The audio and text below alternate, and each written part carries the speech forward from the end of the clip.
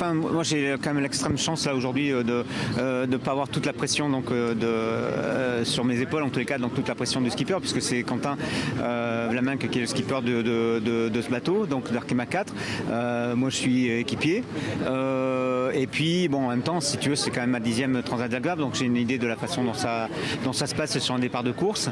J'ai fait la première en double en 95 ici dans le bassin qui s'appelait pas encore, bien sûr, bassin Paul Vatine.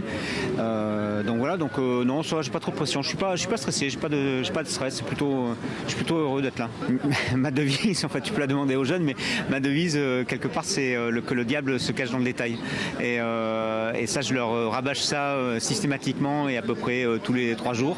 Et je me l'applique également parce que effectivement, c'est la plupart du temps, donc sur ces machines, c'est le petit grain de sel ou de sable qui peut faire dérailler la machine très très vite. Donc du coup, c'est ça, c'est vraiment être vigilant sur la préparation, sur la navigation, sur derrière aussi les bonhommes, c'est-à-dire donc leur vie à bord. On va passer quand même 16 ou 18 jours avec Quentin donc en double, donc il faut faire attention à l'autre.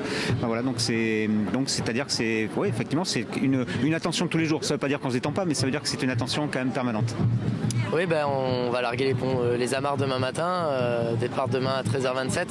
C'est vrai qu'on a hâte de partir avec la Loue.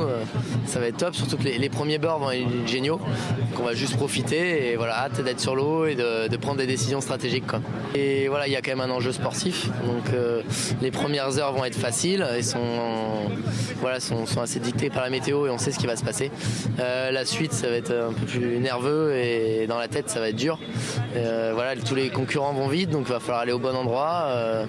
Donc là, ça va être pas simple, ça va être un vrai jeu stratégique et c'est plutôt ça qui me stresse aujourd'hui, quoi. On a donc ce bateau-là qui va naviguer. On a le 900 qui est sur l'eau en ce moment, donc le Mini qui est en train de traverser avec Camille Bertel. Et puis on a le classe 40 qu'on met à l'eau, donc le classe 40 pour Kenny Piperol, donc jeune garçon qu'on a depuis 3 ans maintenant au sein du team et pour qui on fabrique donc un bateau 100% recyclable, donc en 40 pieds.